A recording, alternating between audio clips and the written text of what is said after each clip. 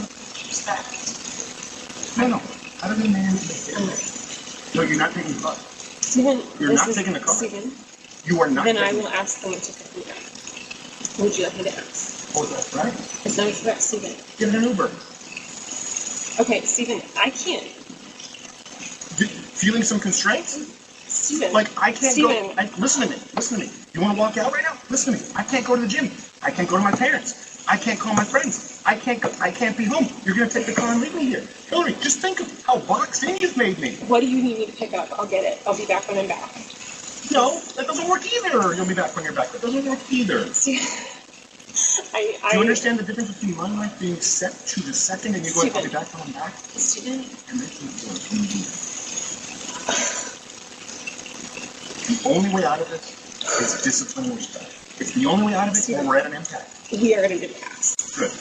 Because you can't have any discipline or respect. Steven. There you go. You throw your hand, you give up so easily. I don't give up, Steven. Hillary, Steven? you give up so easily. I just said the only way out of this is discipline and respect. You said, then we're at an impasse. Steven, no, we are at an impasse, okay?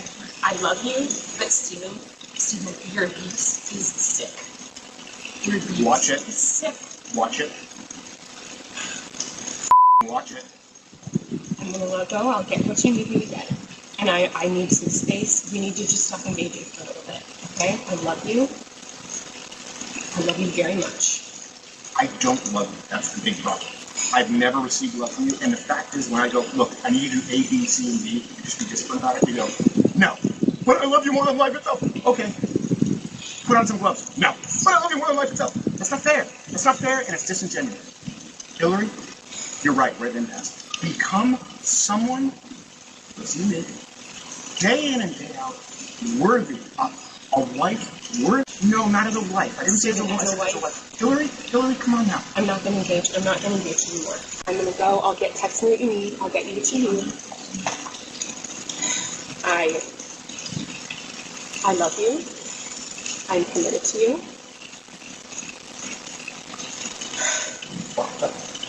Put on some gloves.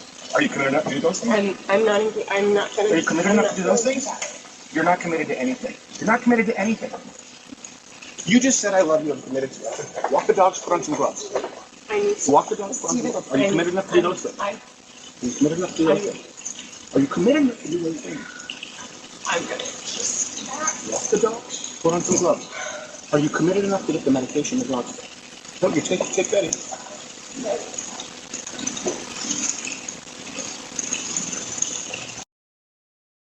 As Hillary was not aware that Steven hired a divorce attorney. This stands in stark contrast to what he told his followers when he said how hard divorce was and how difficult and horrific it had been and how he really didn't want it and just, Texas is a no-fault divorce state.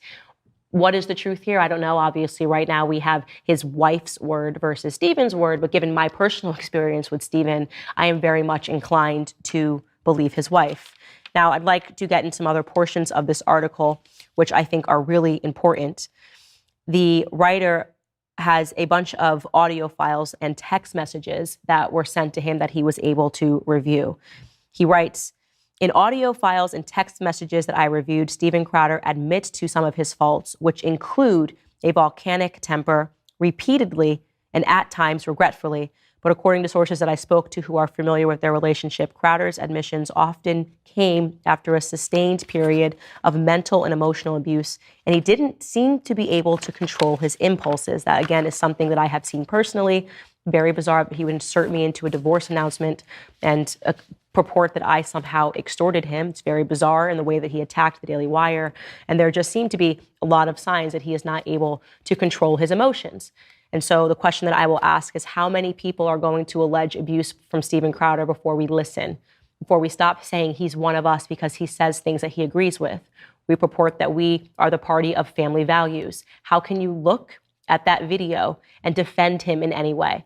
How can you look at that video and not roundly condemn this and say this is not something that actually represents the things that we believe? The writer goes on to say, like so many things in his life in recent years, Crowder's temper and paranoia led him to destroy his relationships with Sir Shapiro, Boring, and others at the Daily Wire when he posted a video on his channel suggesting that the Daily Wire, without naming the company, was attempting to align itself with big tech by mentioning in their initial offer to him that if he was demonetized on social media platforms, that it would reduce his overall compensation.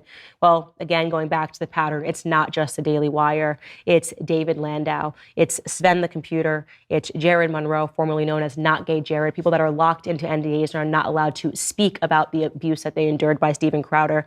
It's Owen Benjamin. It's now his wife. Do you believe that all of these various different parties, the majority of them who have never spoken to each other, I've never spoken to Sven the Computer, I've never spoken to David Landau, I've never spoken to Hillary Crowder, I've never spoken to Owen Benjamin. Do you believe that all of these people, as is the paranoid narrative that Steven Crowder is presenting, are working maybe in collusion with big tech to try to destroy him? Or do you believe it's plausible that Steven Crowder is just a monster?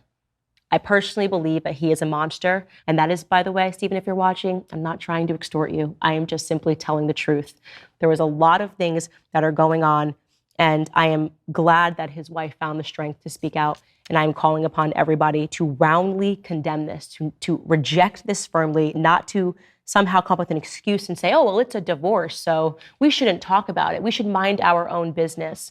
No, the way that we represent ourselves privately and publicly should be the same. If you purport to care about family values, again, then you should care about this situation and you should condemn it. Yashar Ali also added in this article, in reviewing documentary evidence related to their marriage, Steven Crowder appears to be obsessed with the idea that his wife is only interested in him for money.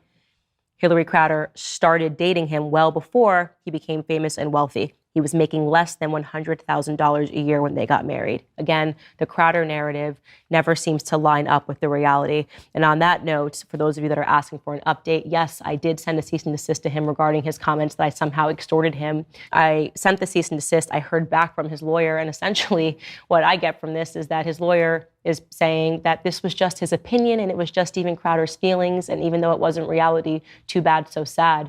Here's exactly what that legal letter back to me said. I'm going to read you a couple of quotations. It says, the simple fact is that Ms. Owens, as shown in the clip, made thinly veiled threats directed at Mr. Crowder that she would release the alleged dirt she had on him if he kept making statements about the Daily Wire. Mr. Crowder's opinions fall short of any defamation. At most, he has merely opined comparatively the feeling of certain misconduct to his own present state of being. Then the subsequent use of the word threats is not in and of itself an accusation of crime, even within the larger context in which it was used. The most reasonable implication is not an accusation of crime, but that threats have occurred that fall short of being a crime. Again, at most, they are simply reminiscent in Mr. Crowder's personal opinion of the specifically referenced type of misconduct. In short, these are his feelings, they are not facts, and his opinions are protected. And to make it clear for those of you that thought there was something going on in the background or that someone had secretly threatened him, his lawyer is alleging that's not the case. He was simply referring to the exact clip that he showed you of me. Nothing else happened. He just wanted you guys to think that he was under duress in some other capacity. In short, as I have said, I believe Steven Crowder is an absolute monster, and I encourage all of the other people that he has victimized to find their strength to speak out now. By the way, his lawyer offered to me that we could both agree to a ceasefire if I agreed that I would never speak about Steven Crowder again. And to him, I would publicly like to say, your client doesn't have that kind of money to keep Candace Owens from speaking out about things that I find to be absolutely despicable. And that's all I'm going to say about that. Through the cornfields where we had to run naked through the cornfields. Yeah, we were naked in that one. Yeah, we were naked in that one too. That was a good one. That was the night though. Was it Gay Captain America? Because what happened is A little cold. the onesie didn't fit, so we just had to make it a nosy, and there was no. Well, this comes after video was leaked of Crowder being verbally abusive to his then pregnant wife, now ex-wife. Crowder has described the video as misleadingly edited. Let's watch. You were not taking the car. No, I'll have to. Because if you refuse to do wifely things, then I will go pick up the groceries. You need to just stop engaging for a little bit, okay? I love you. I love you very much. I don't love you. That's the big problem. I've never received love from you. And the fact is, when I go, look, I need you to do A, B, C, and D, you just be disciplined about it. You go, no. But I love you more than life itself. Okay. Put on some gloves. No. But I love you more than life itself. That's not fair. That's not fair, and it's disingenuous. Hillary, you're right. We're at an impasse. Become someone, as you did, day in and day out, worthy of A wife? No, not as a wife. I didn't say as a wife. As a wife? Hillary, come on now. I'm not gonna engage. I'm not gonna engage anymore. I'm gonna go. I'll text me what you need. I'll get you what you need. I love you. I'm committed to you.